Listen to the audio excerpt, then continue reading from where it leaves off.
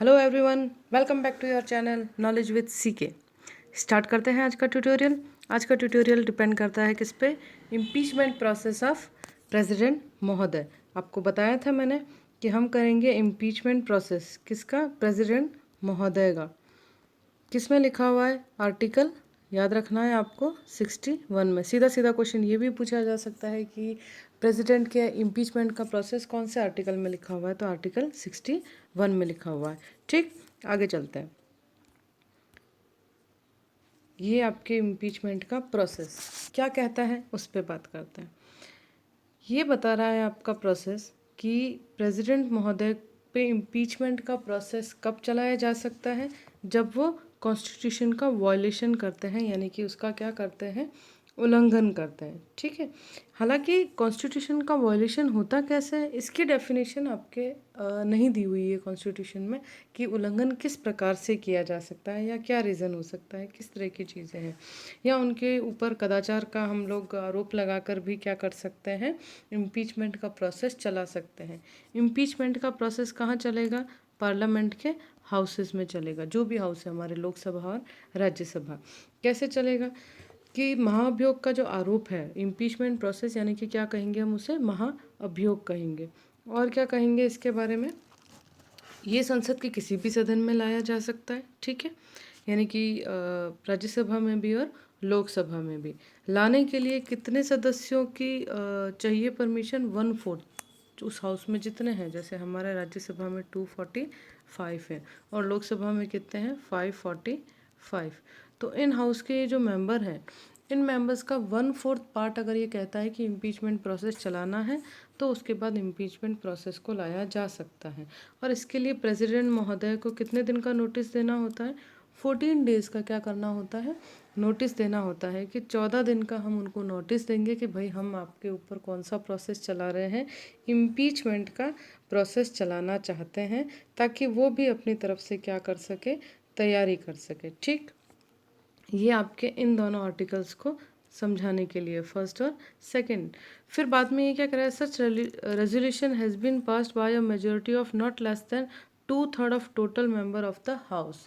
फिर impeachment process जब चलाया जाता है आफ्टर 14 डेज, 14 डेज़ के बाद जिस हाउस में इम्पीचमेंट प्रोसेस लाया गया, वहाँ के 2/3 मेंबर अगर पास करते हैं तो ही वो इम्पीचमेंट प्रोसेस दूसरे हाउस में जाएगा पास होने के लिए, अदरवाइज नहीं जाइए। समझिए वापस क्या कह रही हूँ मैं ये कह रही हूँ कि जिस हाउस में लाया जा रहा है, मान लो लोकसभा में लेके आए, ठीक है, एक तो क्या करना पड़ेगा? लोकसभा के 1/4 मेंबर जो होंगे वो इस पेपर पे साइन करके देंगे कि भाई हमें क्या करना है? राष्ट्रपति महोदय को उनके पद से हटाना है।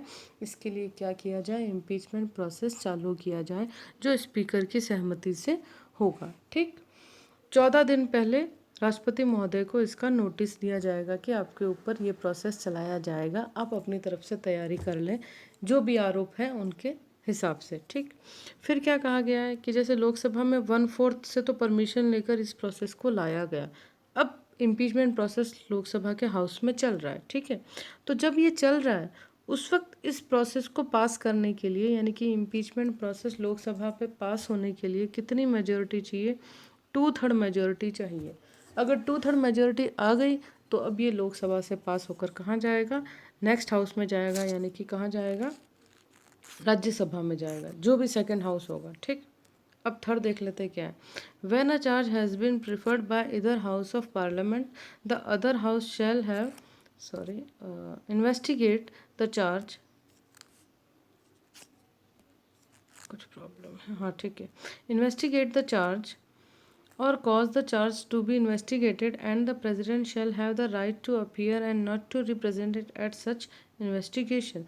कहने का मतलब यह है कि पहले हाउस से अगर आपका हो गया है तो उसके बाद दूसरे हाउस में जाएगा और दूसरे हाउस में भी प्रोसेस वही होगा 2/3 की मेजोरिटी का, और वहाँ पे भी प्रेसिडेंट महोदय जो है उनको राइट है वहाँ जाकर अपीयर होने का, उन अपनी बात को कहने का कि भाई इम्पीचमेंट प्रोसेस के अगेंस्ट जिस आधार पर इम्पीचमेंट प्रोसेस चलाया जा रहा है उसके बारे में अगर वो कुछ कहना चाहते हैं, यानी कि सीधी सीधी बात कहूँ तो सफाई देना चाहते हैं कि भाई जो आरोप मेरे पे लगाए जा रहे हैं वो गलत है, तो वो दूसरे हाउस में भी जाएंगे और अपनी बात को रखेंगे। पहले हाउस से पास होने के बावजूद भी दूसरे हाउस में वो अपनी बात रखने के लिए जा सकते हैं, उनको इस बात का राइट है। दूसरे हाउस में भी मेजॉरिटी कितनी चाहिए, ये आपका नेक्स्ट है। मेजॉरिटी वही चाहिए 2/3, यानी कि 2/3 मेंबर यहाँ से पास करेंगे तो ही क्या होगा, ये रेजोल्यूशन क्या, इम्पीचमेंट प्रोसेस जो है वो क्लियर माना जाएगा कि हाँ भाई दोनों हाउस ने पास कर दिया है। अब प्रेसिडेंट महोदय को क्या किया जा सकता है, उनके पोस्ट से हटाया जा सकता है, ऐसा ये रेजोल्यूशन आपका कह रहा है। अच्छा, एक बात यहाँ पर जो है वो सबसे ज़्यादा इम्पॉर्टेंट है, और वो बात ये है कि ये जो प्रोसेस है वो ये कहता है कि ये सारा प्रोसेस जो है लोकसभा से राज्यसभा में जाने का या राज्यसभा से लोकसभा की तरफ इस प्रोसेस को लाने का, ये सारा एक ही सेशन में हो जाना चाहिए। ऐसा नहीं कि अगले सेशन पे बात जाए।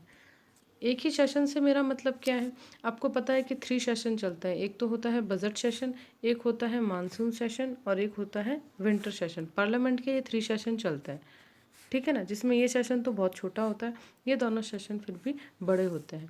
मेन ये सेशन होता है बजट पे चर्चा करने के लिए।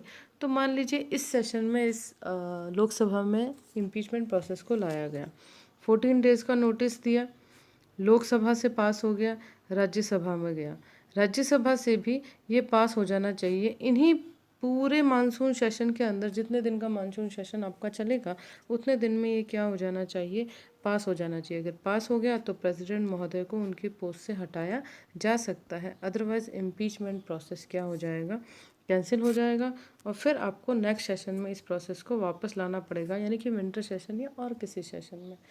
क्या मेरी बातें समझ में आई? शॉर्ट में एक बार पूरा वापस समझा दूं आपको मैं। आर्टिकल 61 किसके बारे में बताता है, इम्पीचमेंट प्रोसेस के बारे में बताता है।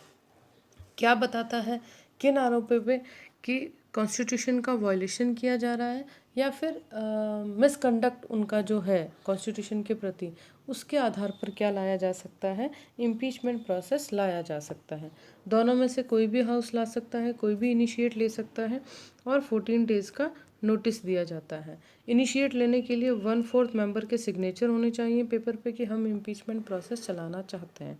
14 डेज़ के बाद जो भी फर्स्ट हाउस इनिशिएट ले रहा है वहाँ पर इसके बारे में बहस होगी, और अगर 2/3 मेंबर जो हैं वो इसको पास कर देते हैं तो ये जाएगा नेक्स्ट हाउस में, यानी कि जो भी राज्यसभा लोकसभा नेक्स्ट हाउस होगा वहाँ पे सेम कंडीशन वहाँ पे भी होगी।